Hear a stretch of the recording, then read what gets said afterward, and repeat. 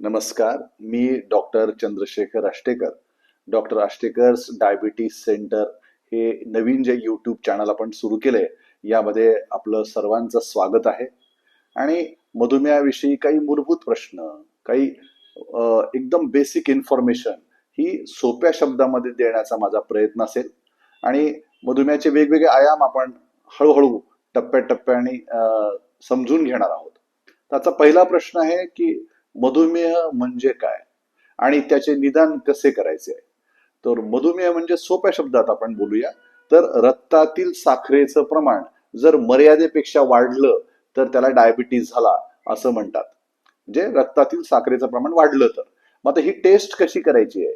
तर अनेक प्रकारच्या तपासण्या इथे उपलब्ध आहेत. तर त्यातली सगळ्यात मूळ तपासणी आहे ती म्हणजे उपाशीपोटी साखर, नंतर जेवणानंतर 2 तासानंतर तपासलेली साखर, किंवा रक्ता ग्लुकोज म्हणजे साधारणतः 75 ग्रॅम ग्लुकोज पाण्यामध्ये घेऊन तपासलेली साखर.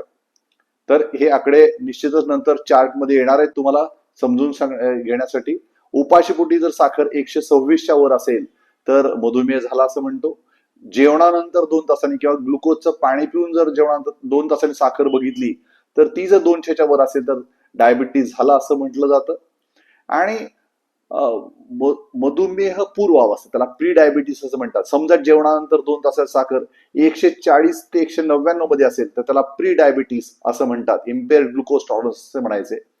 जर साखर उपाशीपोटी 110 ते 125च्या मध्ये असेल त्याला इम्पेअर्ड फास्टिंग ग्लुकोज असं म्हटलं जातं. ती पण एक मधुमेहाची पूर्व अवस्था आहे. तर लक्षात घ्या मित्रांनो, उपाशीपोटी 126च्या वर, जेवणानंतर 200च्या वर डायबिटीज झाला असं त्याला म्हटलं जातं. आणि जे आपण आधी या चार्टमध्ये समोर व्हॅल्यू येणार आहेत ह्या पूर्व अवस्थेत असेल तर त्याला प्री डायबिटीस असंही म्हटलं जातं. तर आणखी एका तपासणीने निदान केलं जातं त्याला म्हणतात HbA1c. HbA1c ही तपासणी HPLC मेथडने केली पाहिजे. आणि या तपासणीनंतर जी साखर 6.5च्या वर असेल तर त्याला डायबिटीसचं निदान झालं असं आपण म्हणतो. ही HbA1c ची व्हॅल्यू जर 5.7 to 6.4 असेल, 5.7 ते 6.4 असेल तर याला मधुमेह पूर्व अवस्था आहे असं म्हटलं जातं. 5.7च्या खाली डायबिटीस नाही असं म्हटलं जातं. म्हणजे आपल्याला लक्षात आलंय आता की डायबिटीसचं निदान शास्त्रोक्तपणे आणि या तपासण्या सगळीकडे उपलब्ध आहेत. कोणी कराव्या त्या तपासण्या.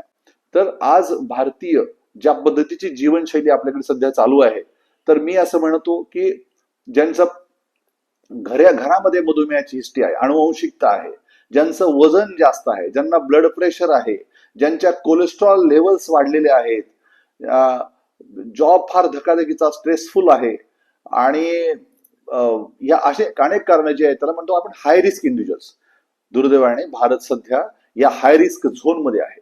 म्हणून वय वर्ष 35च्या नंतर मला असं वाटतं की आपण सर्वांनी वर्षात एकदा तरी ही तपासणी करून घ्यायला पाहिजे. जेवढं निदान लवकर करू तेवढं चांगलं जीवनशैली आपण अंमलात आणू शकतो आणि मधुमेहाचं आपण प्रतिबंध राईट इन द बिगिनिंग म्हणजे सुरुवातीलाच आपण करू शकतो असं मला म्हणायचंय.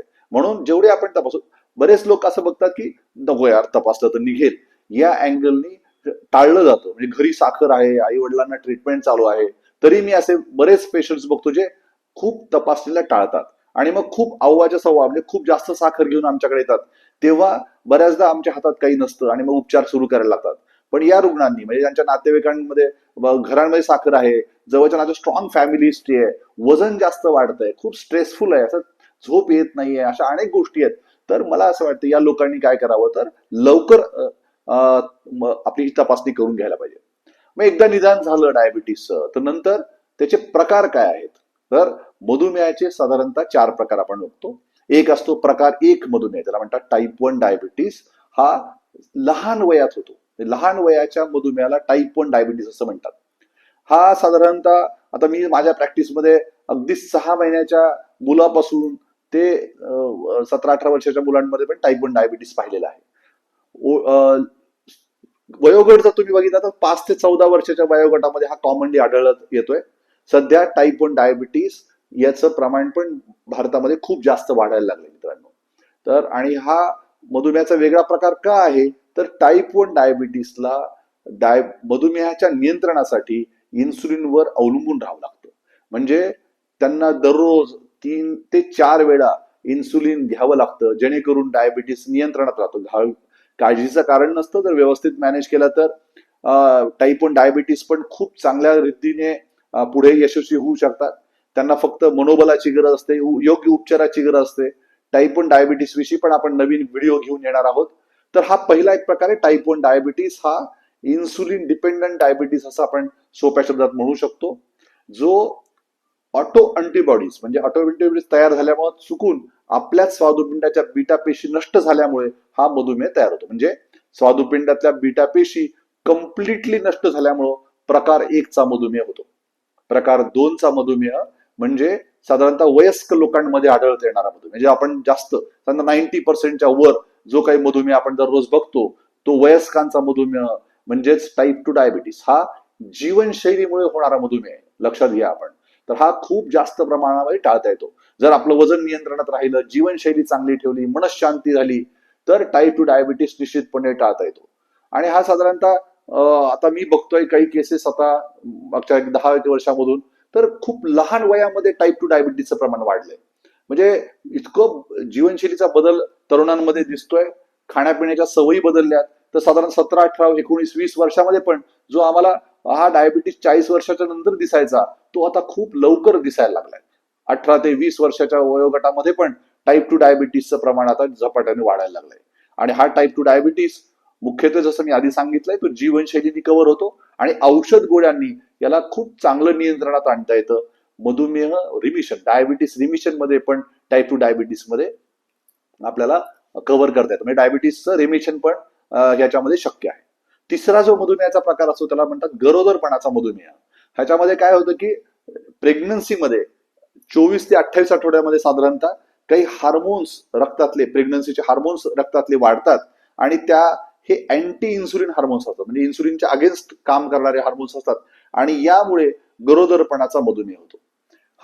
याचं निदान जे आम्ही आता सांगितलेलं आहे, तर 75 ग्रॅम ग्लुकोज घेऊन, जर एक ग्लुकोज घ्यायचं असतं 300 ml पाण्यामध्ये त्याला विरघळायचं आहे आणि ते पाणी पिऊन 2 तासांनी जर साखर 140च्या वर असेल तर त्याला गरोदरपणाचा मधुमेह झालाय असं म्हटलं जातं. याला काळजीचा नसतो, फक्त आईची साखर आपल्याला उरलेल्या पिरियडसाठी म्हणजे प्रेग्नन्सीच्या त्या पिरियडपर्यंत चांगली मेंटेन ठेवायची असते, जेणेकरून बाळाची तब्येत चांगली राहील, आईची तब्येत चांगली राहील. तर गरोदरपणाचा मधुमेह म्हणजे तिसरा प्रकारचा मधुमेह. चौथा प्रकारचा मधुमेह म्हणजे अदर टाइप्स, बरेच प्रकार त्याच्यामध्ये आलेले आहेत. त्याला म्हणतात काही वेळा पॅनक्रियाट्स म्हणजे स्वादुपिंडाच्या आजारामुळे तयार होणारा मधुमेह, पॅनक्रियाटायटिस. काही ड्रग्स म्हणजे ड्रग इंड्यूस, काही स्टिरॉइड नावाचे औषध असतात, त्याच्या अति वापरामुळे तयार होणारा मधुमेह, त्याला सेकंड म्हणजे स्टिरॉइड इंड्यूस डायबिटीस असं म्हणतात. काही सर्जरीजमुळे तयार होणारा मधुमेह असतो, तिसरा प्रकार. काही वेगवेगळे नवीन वेगळे प्रकार पण आलेले आहेत. त्याला MODY, maturity onset diabetes of young, LADA, LADA नावाचा डायबिटीस. सो अशा अनेक प्रकार आहेत जे आपल्याला खूप खोलात जाण्याची गरज. पण मधुमेह नुसता अरे डायबिटीस डायबिटीस डायबिटीस नाहीये, तर कुठल्या प्रकाराचा आहे, मग त्याच्या खूप तपासण्या पण उपलब्ध आहेत. जसं जेणेकरून मी आता हळूहळू जसं आपण उलगडणार आहोत मधुमेहाच्या सगळ्या गोष्टी, व्याप्ती वाढवणार आहोत, तर या सगळ्या गोष्टींच्या सगळ्या तपासण्यांचा मी प्रश्नांचं शंका निरसन करण्याचा प्रयत्न करणार आहे. तर आपलं नुसतं डायबिटीस नाही, तर मधुमेह कुठल्या प्रकाराचा, कारण उपचार पद्धती खूप जास्त बदलते. जेवढं चांगलं निदान आपण मधुमेहाचं करू, तेवढ्या पद्धतीने चांगले उपचार त्याच्यावर करून मधुमेहाचं नियंत्रण मिळवता येतं, त्याचे दुष्परिणाम पण आपल्याला टाळता येतात. तर हे आपण सोप्या शब्दामध्ये मधुमेहाचं निदान कसं होतं, मधुमेहाचे प्रकार हे आज बघितले. आणि डॉक्टर ऑस्टेकर्स डायबिटीस सेंटर हे जे नवीन युट्यूब चॅनल आपण सुरू केलंय, याला तुम्ही सबस्क्राईब करा, फॉलो करा, शेअर करा. धन्यवाद.